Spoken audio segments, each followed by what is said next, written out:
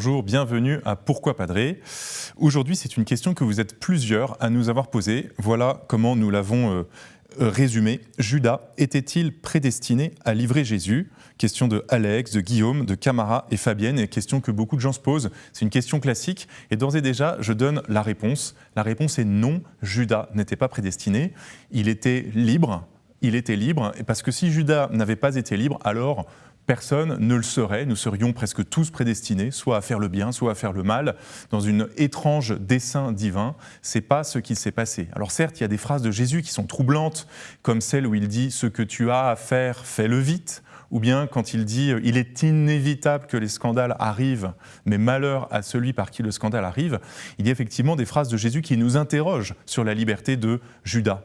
Et puis, d'ailleurs, en se disant qu'au fond, Judas n'était pas libre, c'est aussi une manière de pouvoir sauver Judas et de dire il n'était pas vraiment libre, du coup il n'a fait qu'accomplir son destin et de ce point de vue-là, il pourra donc être sauvé. C'est souvent une pensée généreuse que de vouloir dire que Judas est prédestiné pour pouvoir le sauver ou en tout cas se rassurer en se disant qu'il n'ira pas en enfer. Alors on ne sait pas si Judas est en enfer ou pas, peut-être qu'il s'est repenti après s'être pendu ou en se pendant, nous ne savons pas.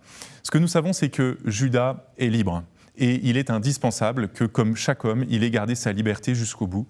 Alors certes, Judas a été attiré par l'argent que lui proposaient les grands prêtres, il a certainement été faible, il a été fragile, mais Jésus, en le prévenant lors de la dernière scène, en le remettant face à son choix de liberté qu'il avait déjà arrêté auprès des grands prêtres, l'invite à réfléchir à ce qu'il fait.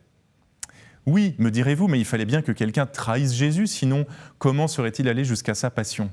Jésus n'est pas tenu par des nécessités humaines. C'est vrai que les psaumes annonçaient qu'il y aurait un traître dans l'entourage de Jésus. La parole de Dieu elle-même s'accomplit lorsque Judas trahit et livre Jésus aux mains des pécheurs. Mais néanmoins, Dieu n'avait pas besoin de ce traître-là. Peut-être que ça aurait pu être un autre, peut-être que Dieu aurait fait autrement le dessein de salut si Judas ne l'avait pas trahi. Ça, nous ne pouvons pas le savoir, c'est la fiction. Le fait est que Judas a trahi. Ce que nous croyons et qui est essentiel pour chacun d'entre nous, c'est que même les plus graves péchés, et celui de trahir son ami, de trahir Jésus, le Fils de Dieu lui-même, est le grand péché, le terrible péché. Et Jésus lui-même le dit, malheur à l'homme par qui le scandale arrive, il aurait mieux valu pour lui ne pas naître. Étonnante phrase du Christ, mais même pour lui, Jésus est venu et Jésus lui a offert son pardon. Pierre, nous le savons, a renié 3 fois et il a été pardonné par Jésus. Judas, en allant se pendre, n'a peut-être pas cru dans le pardon de Jésus et c'est là le plus grave, je crois, dans l'histoire de Judas. Est-ce que le salut de Dieu sera allé le chercher dans son acte ultime ? Nous ne le savons pas, nous le saurons au ciel, mais notre espérance est infaillible. Même le plus grand pécheur, Jésus est venu pour le sauver.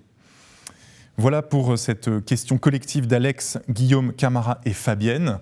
Vous pouvez tous poser votre question par mail à pourquoipadré@ktotv.com, sur les réseaux sociaux avec le hashtag pourquoipadré et retrouver toutes nos vidéos sur ktotv.com. Bonne journée.